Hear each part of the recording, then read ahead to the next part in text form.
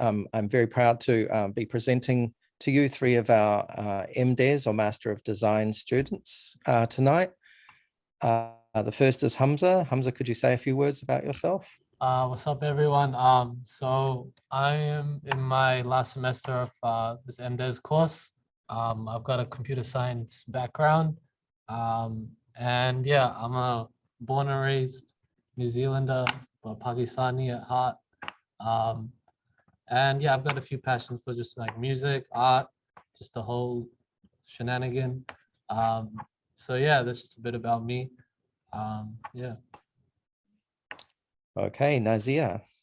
Right. Hi, everyone. My name is Nazia Ahmed. I actually have a public health background, and I fell into the world of design because, you know, there's a lot of things going wrong in the health system, and design was a really valuable tool to problem solve in that. And if we're going to celebrate our ethnicities, I'm Bangladeshi Kiwi, and I look forward to today. Thanks very much, Nazia. Flick or Felicity? Kia ora, I'm Flick. I am here as the older student representative, and like Nazia, I've had a long career in healthcare. I work for Johnson & Johnson, and like Nazia said, I've always been a passionate sort of problem solver, and design really provides a sort of framework and sort of methodology for going about solving complex problems, and particularly for me, that passion is within the health system. So and Flick, you had a previous career as a nurse, didn't you? Yeah, I started my career as a nurse, and then worked in many different areas, sort of attached or connected to healthcare. Yeah. Great. And we'll return to that question too, about some of the sectors in our economy and our society in which kind of complex design-oriented problem solving is particularly relevant, and healthcare would be one of those. So, okay, Angus, would you like to introduce yourself? Kia ora koutou. Yeah, thanks. This slide kind of tells a bit of quite a lot about me, but yeah, I'm literally almost to the day a year in Aotearoa, but prior to that, spent 18 years working at the University of Johannesburg in South Africa. And yeah, a lot of my work is, I suppose, in the design field, is really stepping across different disciplines, working in food systems change, social innovation, and yeah, currently directing the design program at the University of Auckland, which yeah, so far has been a really amazing role with sort of individuals like Aaron and the students that we have presenting today. Thanks so much, Angus. Welcome to the discussion. So my name is Aaron Fry. I currently am directing the postgraduate or the Master of Design program at Auckland University. I'm originally from Wellington, New Zealand, and my sort of path back to Aotearoa, I've been here now since early 2020, which you could probably tell why I might have been back suddenly in early 2020 because of COVID.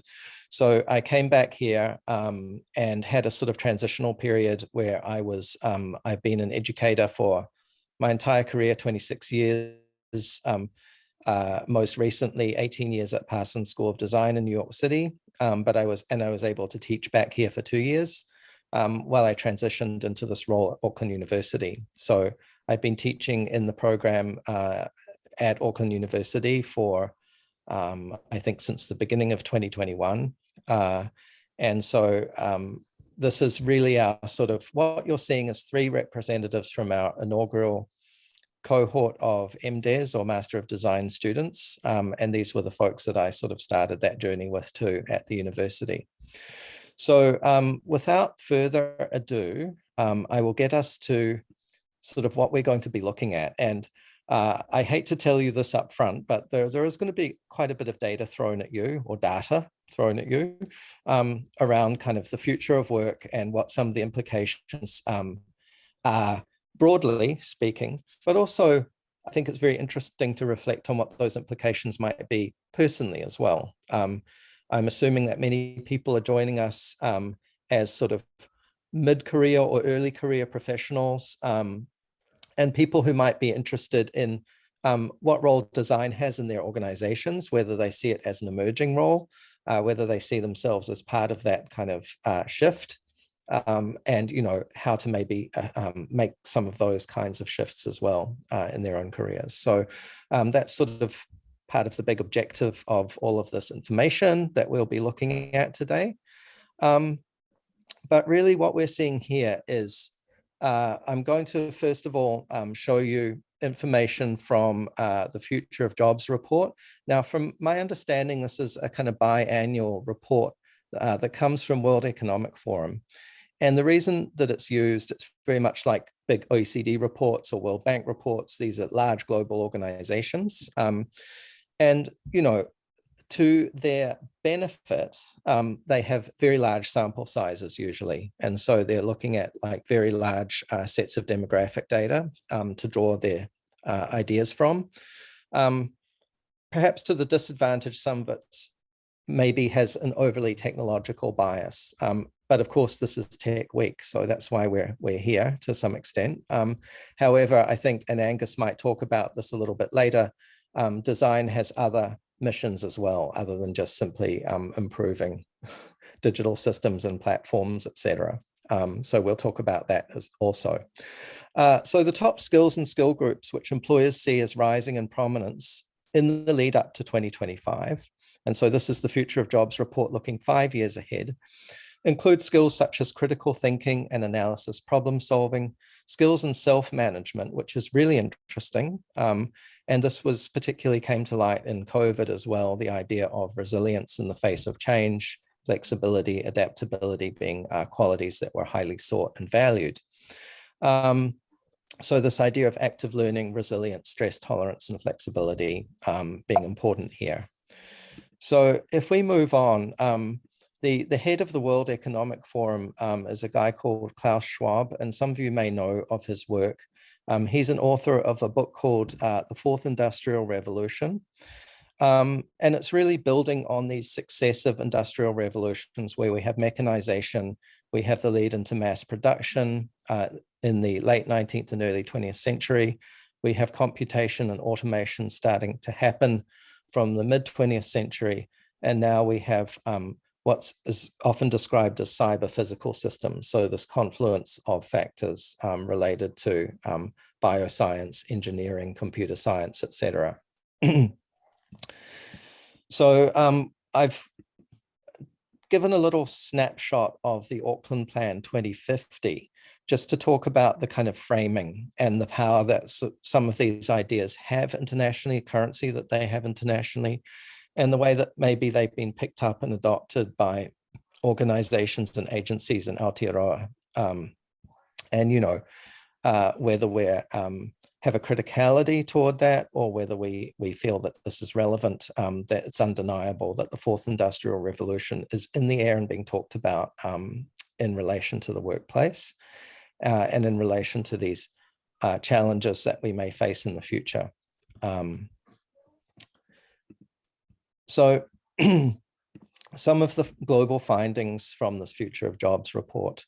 A kind of top level insight here is that disruptive changes are here, that workforces will expand, but that this will be unevenly distributed. And that's not exactly kind of rocket science to think through that, right? There are going to be changes, and there'll be winners and there'll be losers in those changes to some extent.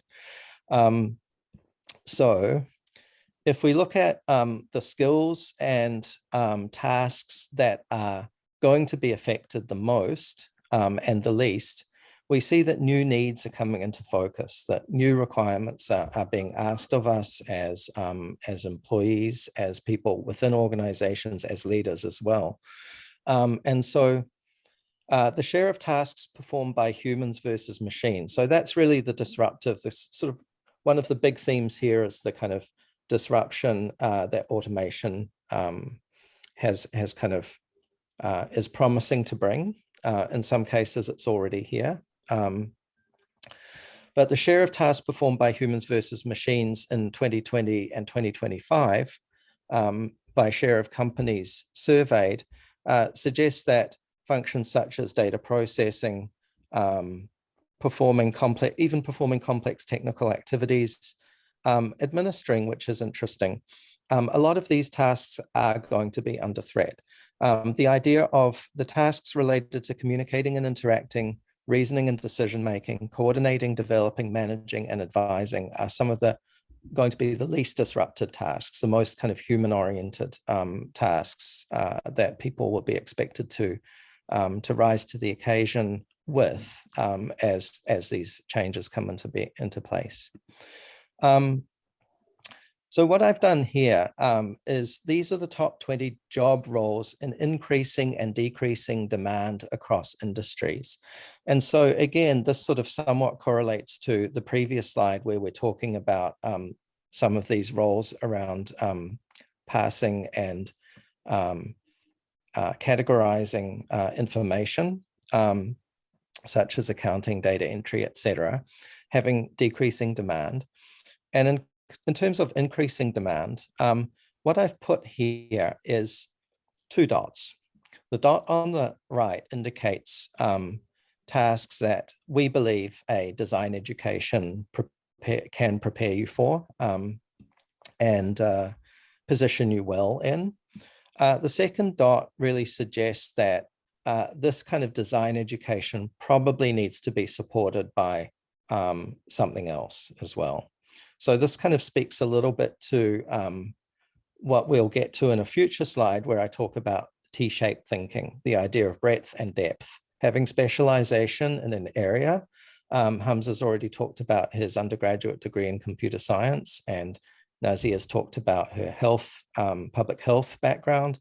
I think, Flick, you talked about nursing and pharma as kind of your strengths. And to this, you're adding design. And so these sort of double bubbles, if you like, are kind of speaking to that idea that it's design and something else.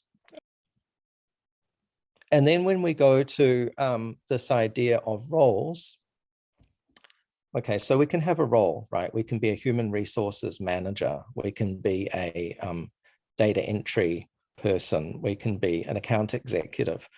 But what does this mean in terms of underlying skills? So, you know, too often we are applying for, looking for, reading job descriptions that are describing roles. Now, a good job description will probably start with the skills. Who do we actually want in the room? You know, who do we want to be working with? But there can be a kind of dichotomy between what employers think they need versus what is actually required within these roles. And I think that's what this slide speaks to, the relative importance of different skill groups. And so what I've done here is put in a sort of more faded out red, if you like, the skills that I think are still present in a design education, but, you know, they're also present in other educations as well, computer science, philosophy, social sciences, etc. These skills are very much embedded in the kind of design curriculum as we have it here at the University of Auckland. So if we look at roles versus underlying skills, what employers think they need versus what is required, the top 15 skills for 2025, according to this survey, are analytical thinking and innovation. Innovation being a really important part of a design education. Active learning and learning strategies. So the idea that you're putting your learning into practice, that you're contextualizing your learning, that you're not simply reading from a book and reciting the contents of this book. Complex problem solving is very important in a design education. We often talk about wicked problems, and these are problems with often no real single solution. We can probably get into that. We could talk about that all day, but the kinds of problems that you might see in health sector coming up, you might see in the financial sector, etc.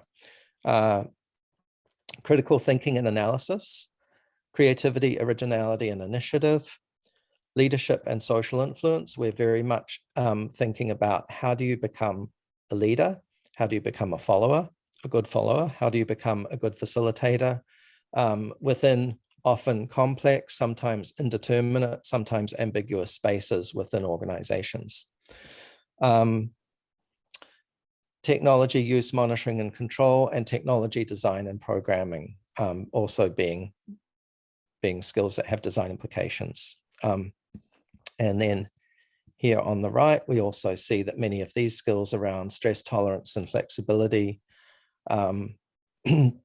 problem solving, reasoning, ideation, emotional intelligence, troubleshooting and user experience, service orientation. We often have projects that have what we call a service design component to them. And then things like persuasion and negotiation, how you use rhetoric, both verbally and visually, how you hone your presentation skills in various contexts as well with clients and in applied situations. So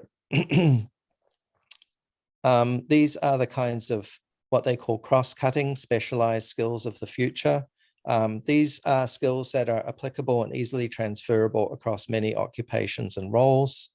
I won't go too much into what the implications of this are, but these dotted ones, again, the same logic, are what we think are the kinds of skill sets that a design education prepares you quite well for, in many cases allied with another skill set from elsewhere.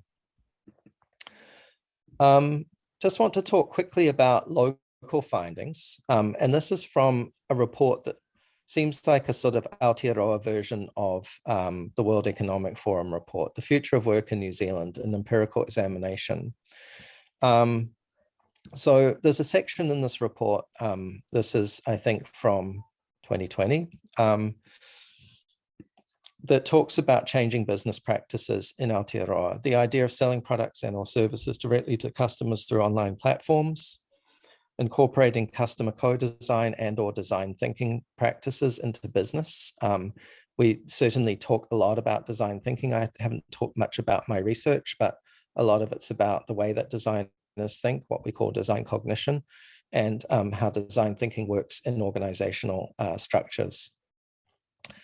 Use of blockchain technology to facilitate peer-to-peer transactions. When I get to talking briefly about DES 708, our capstone experience this year in the MDES program, we can talk about sort of design as it relates to the financial industry, to the development of products and financial products and services.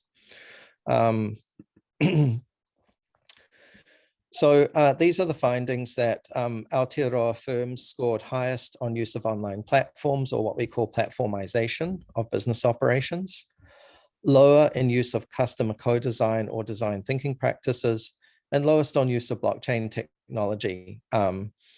So it's interesting looking at these findings, because when we see a relatively low adoption across across all the sectors in New Zealand, organizations, businesses, and these are large samples, 1.5 million weighted observations that this is based on. We're seeing also opportunities in those spaces as well. So this is, when we talk about our program structure, and it might be a bit premature for us to talk about our program specifically, but if we're looking at sort of larger contexts around, I suppose, how some of these kinds of practices that we're talking about in relation to design really intersect with these large issues. And we'll talk about this a little bit later when we get into talking about the program specifically. The 17 Sustainable Development Goals developed by the UN, I think, give us a good kind of key into or a framing about how to think about the relevance of these issues in a broader society. So here we have this almost donut shape where we're all dependent on the biosphere, that our society human societies sit within the natural world in that way, and then economic structures sit within our social structures here. Angus, did you have any insights to share on on the slide and some of these ideas? No, but I think it speaks to the comment that you made earlier on in the presentation that talked about, that some of these big sort of organizational perspectives, and I mean, even the UN as a rather large organization can be quite sort of technocentric, and that sort of idea that technology is going to sort of save the world in a sense. Especially when we start talking about the fourth industrial revolution. But it is really important to be, I suppose, looking at the complexity of the intractable problems that we're facing in the world. And I suppose that this is adding a perspective that we really need to kind of expand beyond just sort of the technological, the social, but also into the environmental. And so bringing all these aspects together is key to, I suppose, a skill set that enables one to be working in a way that is going to bring about sort of appropriate change wherever you're based in the world. So being able to kind of look across these various spheres is something that, sort of our generation, future generations are going to need to be able to do. And that can also be, I think, the value of an education. Even when you're sitting inside an organization, it gives you a different lens on what you're doing and larger implications around what it is that you're doing within this kind of level here. Okay, so if we're talking about fourth industrial revolutions and we sort of talk about sort of design, and what is design and where did design begin? It could be argued that humans have been designers inherently right from the beginning. And in fact, I'm reading a book on this at the moment that talks about design as this very primordial activity. It's something that we are tool makers as a species. And so we don't think that design started in 1760 at all in that sense. But when we look at the sort of genealogy of kind of modern Western ideas about what we call design, a lot of this comes from mass production. And because of the kind of capacities in terms of accessing fossil fuels, for example, that the Industrial Revolution gave us, this kind of leverage in terms of energy use and factory production, a lot of design really invested its capacity in thinking about making objects. And in fact, Angus is an industrial designer. So even that term industrial design has Industrial Revolution connotations attached to it. Now, what we start to see is really a kind of increase in the sort of complexity that design has to engage with in the modern world. And so if we look at the successive revolutions, if you like, if we go back to the Klaus Schwab characterization, when we start to progress, not out of, but I would say supplemental to the first industrial revolution. It's not like we've left fossil fuels and factory production behind, just built different levels on top of that. We actually start seeing that the kinds of needs for design and for designers and for what designers could or should be doing actually changes significantly. So we have human-centered design, and then we have this idea of purpose-driven design. It's a term I don't love because I think we always operate with a purpose. But I think what we have is we have these sorts of, larger purposes, right? The implications environmentally, socially, economically, even spiritually on our actions, right? And a consideration of that leads to greater levels of complexity and the need to understand systems to a greater degree.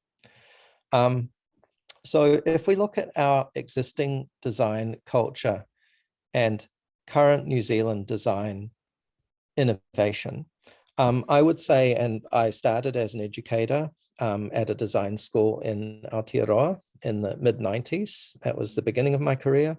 And it was very much rooted around what we see here with the pen and paper, right? And the sketching of objects and the creation of logos and the creation of garments and things like that. So, this is kind of, in a sense, our design DNA. And it's not as though the need for those kinds of things has gone away. that we don't need communication design, that we don't need fashion design, that we don't need product design anymore. That's simply not the case. As I've said, we're building other capacities on top of that. So if we look at sort of the large, let's say design-oriented New Zealand companies, just a few of them, and I know there are more. For example, there's the one that Humza just introduced me to the other day, the audio engineer or audio DJ equipment company, right? That has global sales. Yeah. Yes. But Icebreaker, for example, corresponding to kind of use of so-called technical fabrics, right? Sort of new processes for the use of merino wool, for example, being a kind of innovation there. The Britain, which is a motorbike that was a kind of celebration of Kiwi ingenuity. Freebirds, the sneakers again made from a wool product. And then, you know, in terms of sort of scaling up to something that's more about product plus service, we can look at the success of Xero as a company in that space.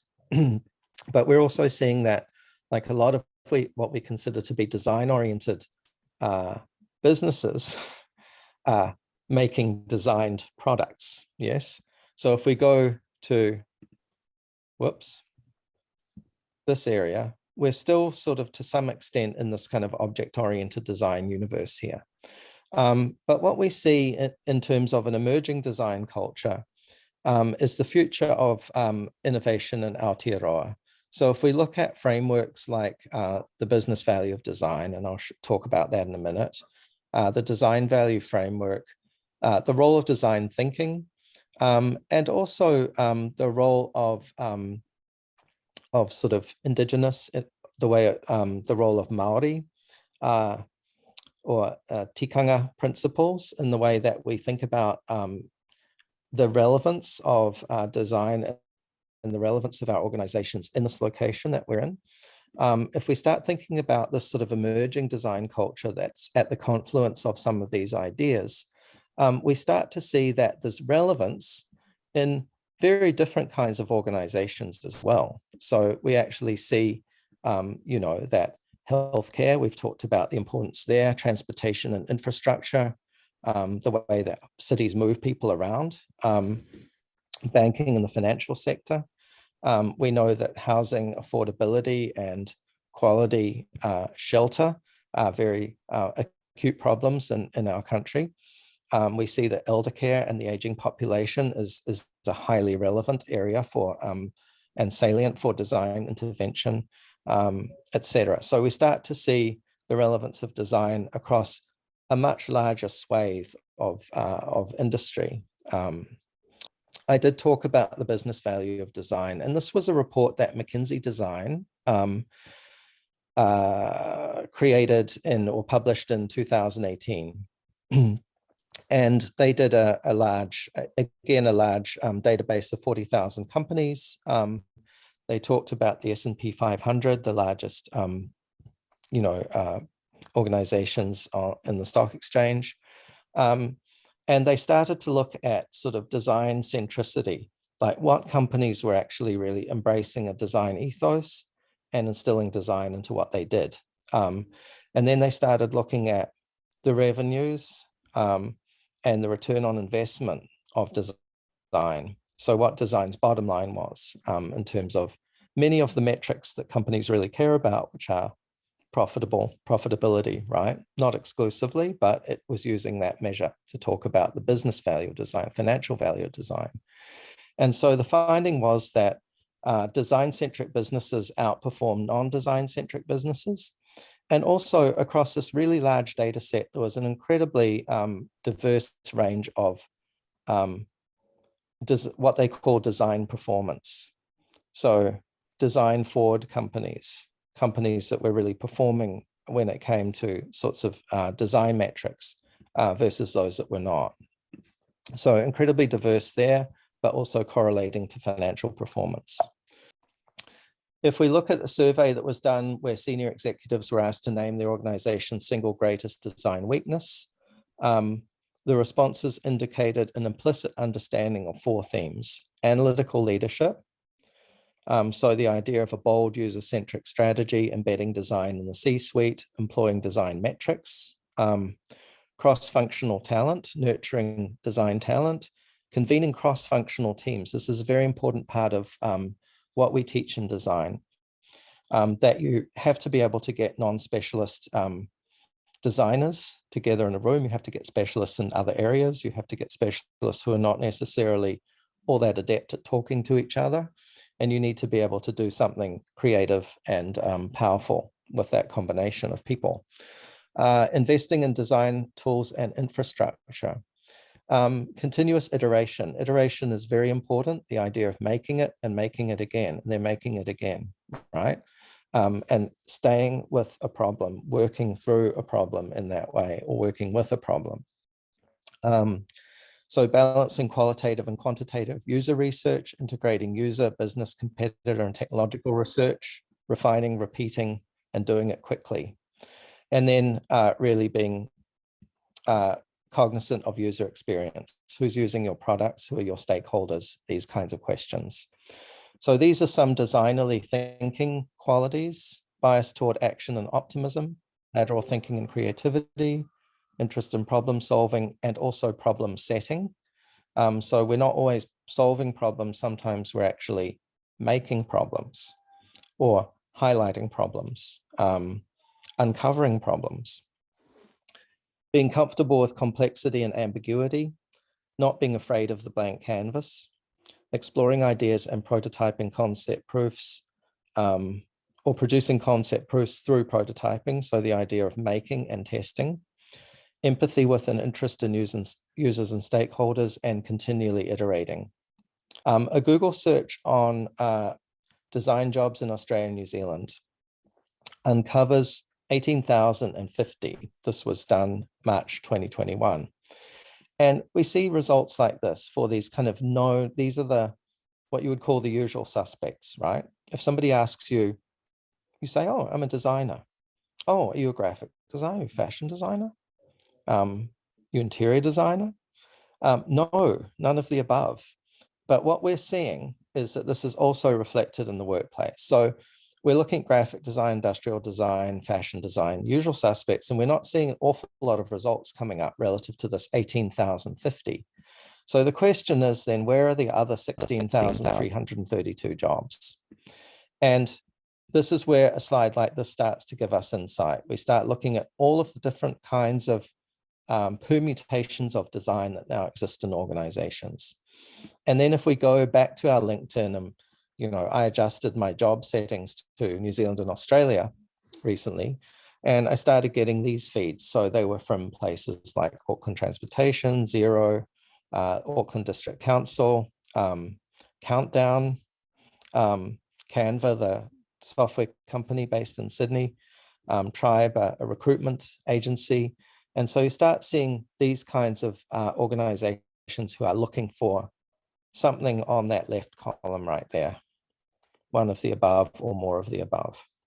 Okay, so I want to talk about wicked problems and return to this idea, because Angus touched on this idea of complexity, of kind of being able to understand the interconnectedness of things and the interdependency between various factors, and also being able to really not only understand it abstractly, but make it concrete through visualization, right? And the power of mapping, and the power of being able to just put everything out there. So when we look at design thinking, it's a bit of a cliche that everybody uses Post-it notes and they're just popping Post-it notes around, but that's a way of spatializing ideas in this way.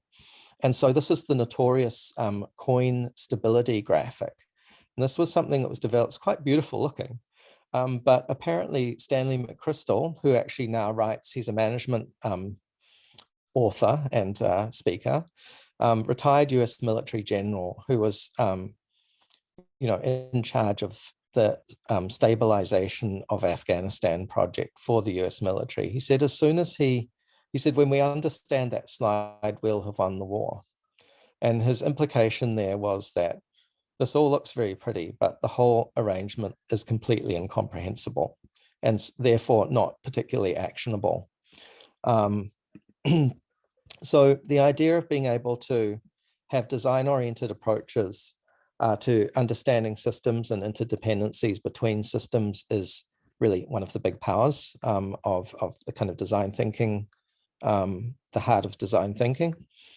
So this is quite a beautiful quote, I think, from the president of the Santa Fe Institute. And they talk about complexity theory from a sort of science standpoint usually. But he says there are on this planet phenomena that are hidden in plain sight. These are phenomena that we study as complex systems, the convoluted exhibitions of the adaptive world from cells to societies. Examples of these complex systems include cities, economies, civilizations, the nervous system, the internet, and ecosystems. We could also talk about cryptocurrency exchanges as very complex systems, for example, to return to one of those skill sets, or let's say underutilized skill sets. So in terms of career insights, we can no longer operate in disciplinary silos.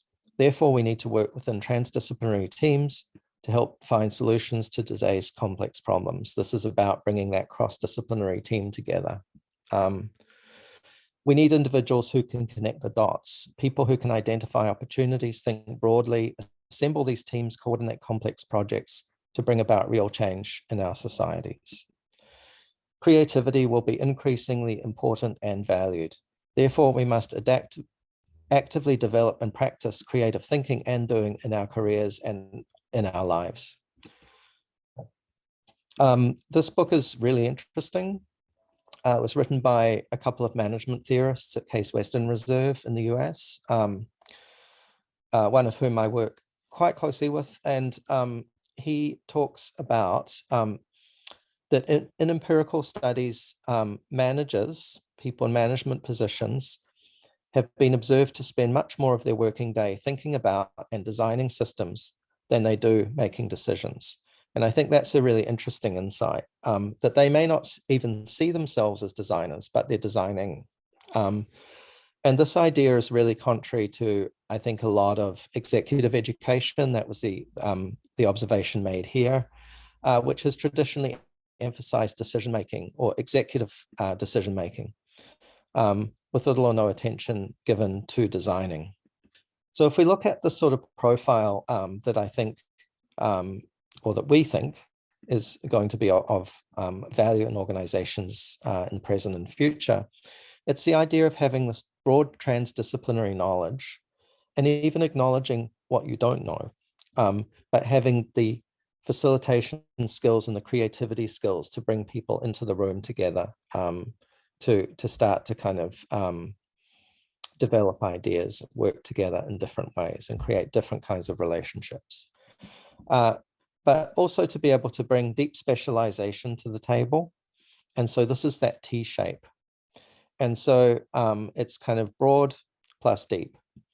So in our BDES program at Auckland University, this happens through conjoint majors: law plus design, engineering plus design, philosophy plus design, creative writing plus design, psychology plus design. We have somebody in our MDes, I think, who has kind of neuroscience background plus design. But in our MDes, this happens really through a non-portfolio admission process. So we're not requiring the traditional portfolio. We welcome professionals from any disciplinary background, and we value professional engagement and experience. And when I say professionals from any disciplinary background, we consider it to be powerful when we have people who do not come necessarily from a design background. That doesn't preclude designers from doing an MDes program, but the value is in the mix. So when we talk about sort of our whakatauki, or our sort of, some of our principles about how we sort of understand our program, this idea of weaving the realization of potential together through our curriculum. And so we do this with 4 interconnected pillars of inquiry with an overarching concern with the design of sustainable practices. We're interested in design and global challenges. You recall the UN Sustainable Development Goals slide. Design and emerging technologies. Design and business. So we're very interested in the kind of application of design to a problem-solving space in business. And we're interested in design and local community practices. So this is Humza and Nazia's probably in you guys' queue to sort of talk a little bit through these briefly. Looks like, yeah. Yeah, so this was from a design research methodologies paper, and we were asked to reflect on our learnings. So this is a storyboard created to sort of talk through, I guess, the process and experience of my own learning throughout this semester on this paper. And I think one of the benefits of having the time to reflect is really thinking about, or critically thinking and analysing, what you have learned, and it was a really valuable experience, and particularly for me being able to represent it in images as well as words. Okay, so this is another student who's not in the room right now, but again, sort of the idea of creating these sort of conceptual maps so that you're able to capture your research in a very visual way. And I find myself, I'm in the middle of a PhD myself, and I use visualization all the time to try to think through how I'm positioning my research. I can talk about that one quickly. So design practices, it was about taking a lot of the sort of theory that you learn or that you should know about design and looking at how it's actually applied. And we looked at a lot of different design literature and drew from that for this paper. This is mine. So I just researched my favorite app ever. And as an avid music listener, I wanted to kind of explore the social features that Spotify could enhance. And yeah, this was probably the one great thing about this whole program is you have the flexibility to research whatever you want, which not a lot of programs offer. So yeah, I just took full advantage of that. Okay, so this is called Design Technologies. There's a lot about prototyping in the digital space involved in this course. This is project design, and this involved 3 out of the 3 students here, Flick, Humza, and Nazia, all involved. External client was Johnson & Johnson New Zealand. Look, do you want to set it off? Yeah, I think this was a group project that we took on with Johnson & Johnson, and involved us really going through almost the design thinking sort of process on a problem that we worked in partnership with the client to kind of uncover. And I certainly know from Johnson & Johnson's perspective, having a real design lens and different thinkers from outside of the organization helped sort of frame the problem, but also start to explore potential solutions that hadn't really been traditionally kind of considered. Yeah, so we have 2 opportunities to do these real end-to-end design projects with external organizations. There's 703 and then 708, which we'll get to in a second. This is design impacts, talking about sort of developing metrics through case studies for understanding the impact of an organization or a design intervention in an environment. So again, systems and interdependencies often talked about through these kinds of visualizations. And these can show up or manifest as apps and other kinds of tools as well. And using matrices like this, which almost take a sort of engineering design approach to understanding implications around different criteria. Design futures, I won't talk too much about this, but it's really about kind of projective, imaginary, visually supported kind of speculative design using the kind of what if idea, what if scenarios. And then the internship, I'll very quickly describe. So the people who did these internships, we sort of went into a separate organization and we observed their design practices, and then we produced like a special kind of project that demonstrated that. Yeah, also it was my first kind of experience in the design like world, so it's kind of good to get my foot in the door with that, and that helped me gain like more confidence in terms of more projects.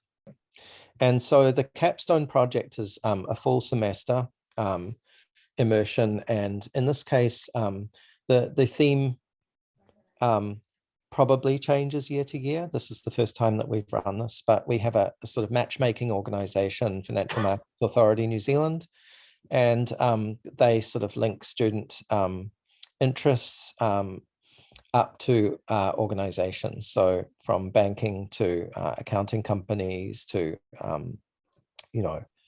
personal finance not personal finance platforms, investment platforms, etc. So students will, through the auspices of FMA, take on a range of projects with our client partners. And please, thank you for listening. Please use the Q&A function in Zoom if you have questions. I think Angus is going to be the moderator, right? Are you going to look at, I will moderate, and maybe if there are questions, Yeah, you can sort of, yeah. So at the moment, there was one question that was asked, which was by one of the attendees that said that I'm not in an industry. I'm not in an industry that I want to stay in, but do you have any connections with firms who respect and champion design? And will I have opportunities to network with potential employers? And I think that the Johnson & Johnson project was a really good example of that, as well as the internship project that was presented as well. I don't know if there's anything else that you would like to add to that. Yeah, the Aaron, 708 project, project, the capstone also gives that opportunity.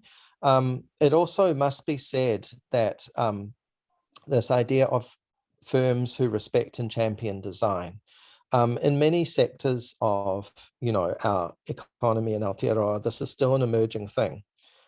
You have a lot of firms who are getting on board with this idea. You have a few firms who are not on board with this idea. And so in a perfect world, you're match made to something that's just like a kind of Cinderella project or client or future employer that would just be wonderful. The reality is that you often have to advocate for the value of design in that context as well. But the short answer to that question is yes, you have opportunities to intern and to have contact with these real world clients who have approached us because of the things that we've talked about in the presentation today. Yeah. So following up from that, one of the questions was, how do we pick what company we would like to have an internship at? Is there a list of available companies for us? So, I mean, I can maybe answer that one. Yeah.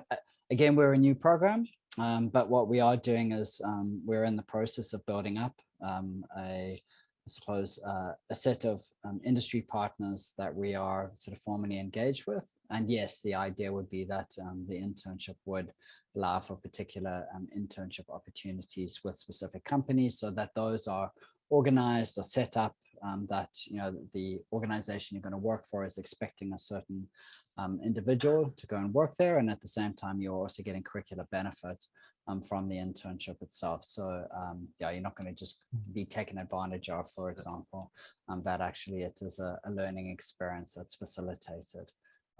So at the moment, I add to that? Yes, yeah, Humza, yes. So yeah, I think for even Nazia as well, like for the internship people, we didn't we had the option, and like we were also given internships that were like catered to what we wanted to do. So it's not like you're gonna be like, if you want to do UX design, they're not gonna throw you in like service design or like something that you don't want to do. At least that was for us. So yeah, don't worry too much about that, I guess. Right, thanks for that. There's another question. Was the course a huge learning curve for the students online? I'm nervous. I'd be a bit out of my depth. Well, I think when we started the semester, it was lockdown, right? That like March lockdown. in 2021, like for like 2 weeks. So we started it online. And not gonna lie, the very first like session, I felt like really overwhelmed because I just came straight from a bachelor's degree. And then there's people like all different types of people with like different types of interests and like design and like what they want to do. Whereas I was more like the UX design type of guy, and then everyone else had like different design kind of thinkings. So it was a bit like it was a bit of a it was good to like know all the different design like industries that were out there and like seeing how everyone else approached the course. So if anything, it was overwhelming at first, but once you just like know what you want to do within the course, you're set. I'll add to that a little bit. So as Humza said, like we started out on Zoom, which it's tough learning on Zoom, but one thing that the design school has been amazing with is that they really like went out of their way to make us feel supported and make sure that like, you know, we had all the resources we needed to do stuff. And having done like other postgraduate programs, like I never experienced that level of support, which was really cool. And also like, because I sort of left like a full-time job to pursue this like this degree, that was really scary at the time, but just like I guess the opportunities and the support like through the entire program makes me feel like I absolutely made the right choice. Thanks for that, Nazia. The next question is there some way I can read about the project? And yeah, at the moment, we're in the process of developing a graduate showcase website. We haven't yet got to our first cohort of graduates where projects will be showcased in much more detail. And I know that some of the projects have been shared on some of your individual sort of LinkedIn profiles. I know, Humza, you did that. Yeah, it's definitely something that we will need to potentially get up on sort of some of our social media platforms and show some of the work. But yeah, I mean, Humza, I think the Johnson project, you've got sort of much more detail shared. Yeah, also I've got a portfolio as well. So if there's any way we could like put that in social media posts or email, I could be willing to do that. Great, thank you. Yeah, I mean, in the undergrad, we have quite a few of the bachelor's of science students as part of their study develop an online website portfolio that they ultimately add their work to as they progress through their study. But in the Masters in Design, which we're looking at today, that's not a function of the actual course itself. There's a question around the workload. What is the workload like? I'll have to keep working my day job while I study. So maybe Flick, that's one for you. Yeah, so I mean, I'm continuing to work full-time and have taken on this course part-time, which is means it's over 3 years. And yes, have a family, Flick, too. Pardon? And have a family. Yes, which is why I had to go off camera before the pizza burnt. But yeah, I mean, look, one of the things is I absolutely, like Nazia said, the support of the teachers. I love the design and love what I'm learning and can see how integral it is to the work that I do and maybe the future work that I may end up doing. So yes, it is quite a lot of work, but am I managing it? Yes. And one thing I have tried to do is to incorporate it as much as I can into my work. While it's really interesting learning about other industries and you can do that alongside your peers, I've had to sort of choose to focus more in healthcare because it's what I know and am passionate about. Sorry, Flick, I'm interrupting you. Well, no, I just actually started to answer another question. Go for it. Which was somebody asked, have you changed your mind on what sort of design you want to do. And I'm going to be really honest, I didn't almost know all of the design terms or options of jobs that Aaron sort of put up. So I'm not as interested like Humza around the UX design, but sort of service design, human-centered design, strategic design. They're all areas that I'm still interested in continuing to explore, but also embedding the principles within my current day job is immensely valuable as well. Yeah. Sorry, to add to that, like this program teaches like a lot about just the design thinking methodologies and methods that can be applied on like a lot of different sectors of design. So it like gives you the flexibility to like dive into different sectors as well. So it's not like where you focus on one specific area unless you like really want to. But if you ever want to switch or change your way of thinking, I think from what we've learned, it's a lot easier to navigate through that. Yeah, I agree. I'll add to that very quickly. So I, as I mentioned before, I have a public health background. When I was first exposed to the world of design, it was very much like within strategy and more service design oriented. And I was exposed to sort of a lot of different applications of design in the program. And I ended up doing an internship with an engineering startup, sort of a lot more focused on UX stuff, which was like a little bit unexpected, but like I found it really interesting. So for me, like, yes, the program really did sort of change the kind of design that I looked into. Yeah, and I think this sort of this kind of this answer that you were talking about how you're kind of discovering new methods for understanding the implications of design beyond what you thought they were, sort of goes a little bit to Abisha's comment. I just want to highlight, how do you gain connections as a designer? And I almost feel like the first part of that question is to figure out what designer are you and where does design live within what you're interested in. But do you guys have ways of answering that question? How do you gain connections as a designer? I think New Zealand is such a like, it's a small community, but it's a really just chill community where you actually can just approach people and say like, hey, your work's really interesting, I'd love to have a conversation. And a lot of people are really open to that, and that is a luxury that not everyone has around the world. So that's sort of how I've formed a lot of my connections. We're also growing a community here, aren't we, too, amongst ourselves?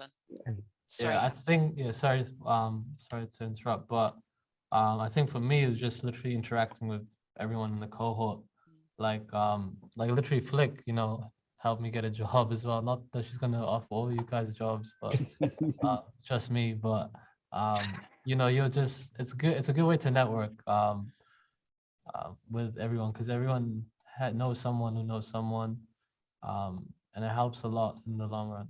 But don't like use people just for connections. Just don't do that. Flick has been the great connector.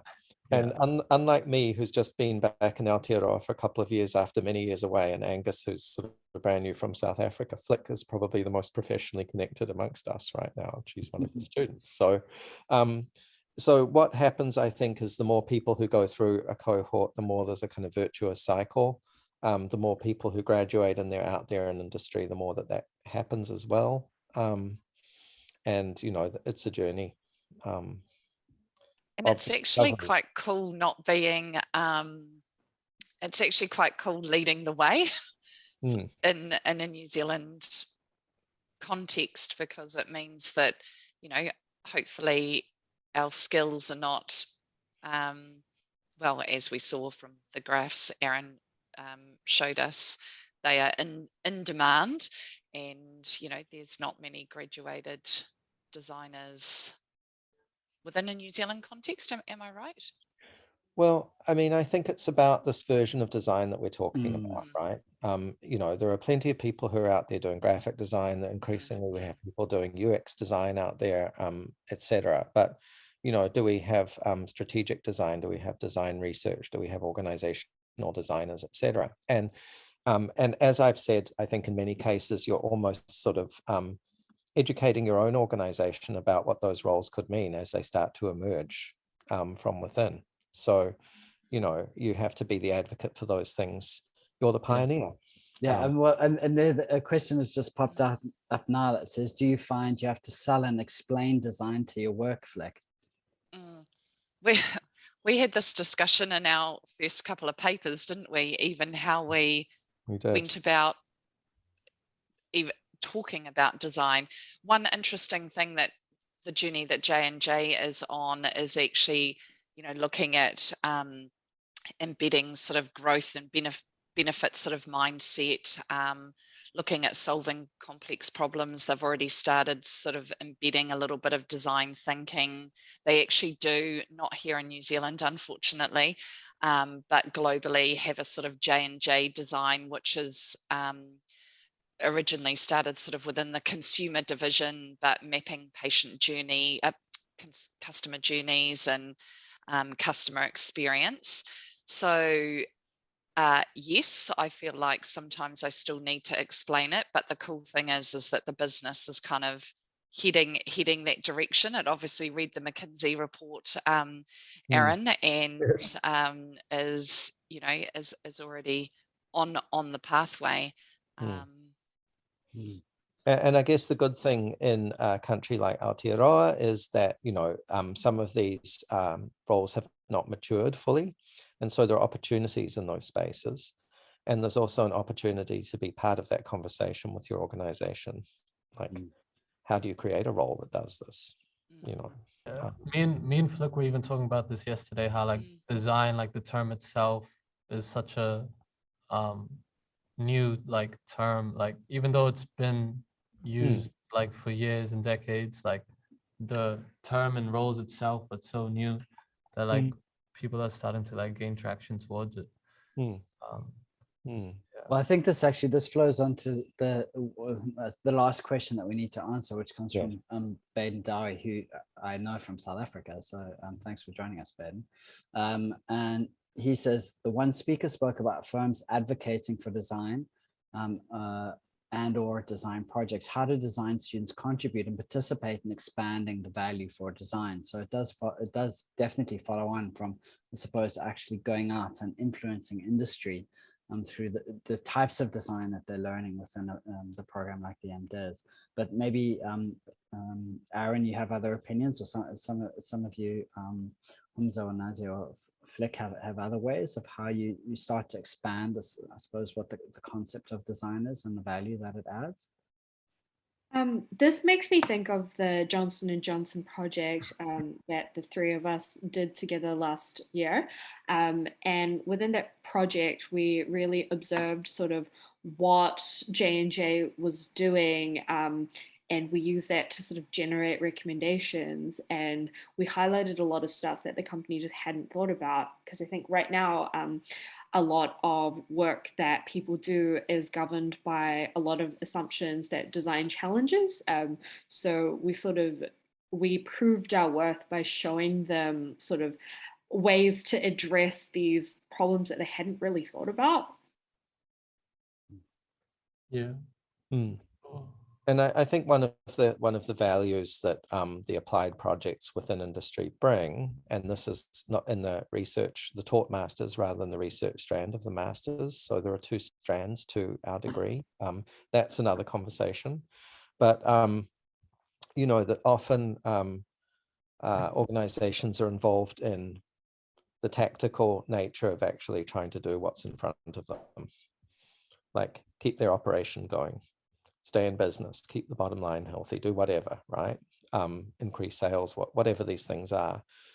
This idea of kind of taking a step back and looking strategically at how design can work in that organization is often, it's very valuable to have another perspective on it that's not of that organization necessarily. which is, you know, often why organizations end up with in-house innovation teams and things like that. And, you know, there's varying degrees of success that those efforts have yielded over time. But certainly the idea of bringing in fresh and creative ideas, I don't think is something that ever goes out of fashion for a business that wants to grow. I don't know if that answers the question, but I think we'll probably have to finish here. Yeah. There's one last question, Aaron, that just popped up. It says, do you teach stakeholder management tactics? Stakeholder management tactics. That sounds like quite a businessy mouthful of stuff. Do stakeholder maps? Yeah, I mean, I think stakeholders and consideration of stakeholders is extremely important. Mapping who the stakeholders are, understanding design from a stakeholder standpoint, and being empathetic to both stakeholders and users in that journey is really important to what we do. Whether we're actually managing those people or having a conversation with them or trying to glean insights from them is another question, but we are certainly engaged in that world. Yes. Yeah, I mean, I think that sort of complex world of sort of multiple stakeholder engagement is not necessarily so much about managing, but actually about, in many cases, facilitating and trying to find shared ground sort of within complex stakeholder relationships. And I think that a lot of the sort of work that we've done, it's maybe more in the research space, is looking at, you know, a multitude of different stakeholders across a particular kind of problem space, where you're dealing with sort of, you know, social organizations, individuals, you know, government organizations, business, and the academic environment, and how all those come together to really deal with some of these wicked problems that Aaron's been talking about. And also, how do you sort of create an exchange of value where people want to engage as well in that space, and they understand, you know, to the point of all of this, do they understand the value of engaging? All right, well, thank you for engaging, everybody, and thank you so much, guests, for joining us from the MDes tonight. Thanks.